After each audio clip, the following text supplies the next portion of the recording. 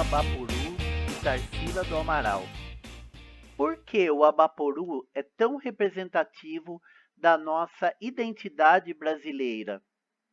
O Abapuru é uma obra de Tarsila do Amaral, uma das mais importantes artistas brasileiras de todos os tempos.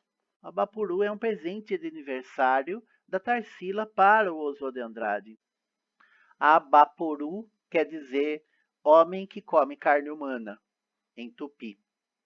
Olhando a imagem do Abapuru, o que nós podemos notar de forma muito evidente à primeira vista? O grande contraste entre a cabeça e os pés.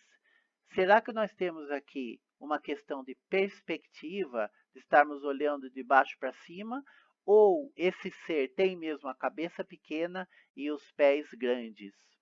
Quanto à cabeça, já foi analisado como uma das faces do brasileiro, que seria o brasileiro pensador, a parte intelectual do brasileiro. Já foi até feita a relação da postura em que está o Abapuru com a postura do pensador de Rodin.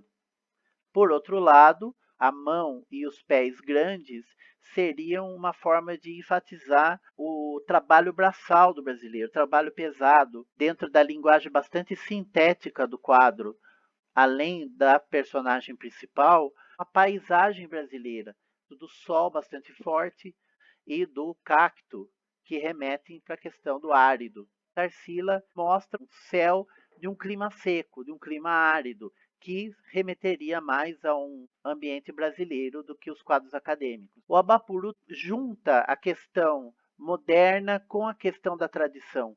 Nós vemos em outros quadros da Tarsila essa dicotomia, essa ambiguidade que mostra nós brasileiros entre esse desejo de modernidade e o pé na tradição, o pé nas nossas raízes, que é muito bem mostrado no Abapuru. O Abapuru atende muito bem ainda a nossa necessidade, nessa primeira metade do século XX, de definirmos nossa identidade cultural brasileira, ou seja, o que nos diferencia das outras nações, o que temos de nosso. Uma identidade que iniciou a ser construída com o romantismo, com as narrativas sobre os índios, depois com os caipiras de Almeida Júnior, o mestiço de Portinari, os imigrantes de Antônio Rocco e a negra, feita também por Tarsila.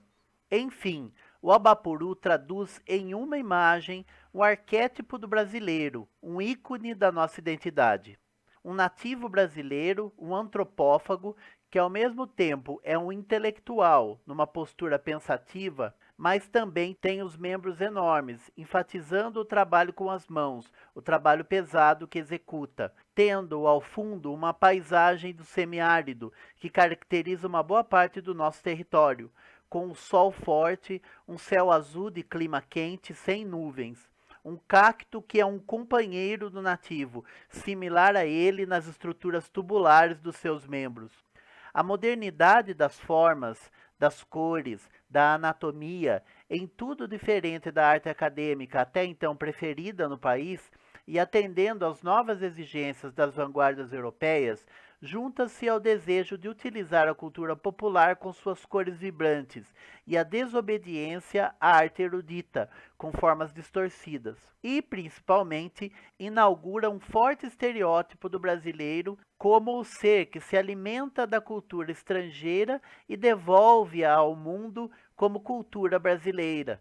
Um antropófago, um canibal, que come a carne do estrangeiro para adquirir seu espírito, a sua força, comendo jazz para devolver bossa nova, arte concreta para devolver neoconcretismo e rock and roll para devolver tropicalismo.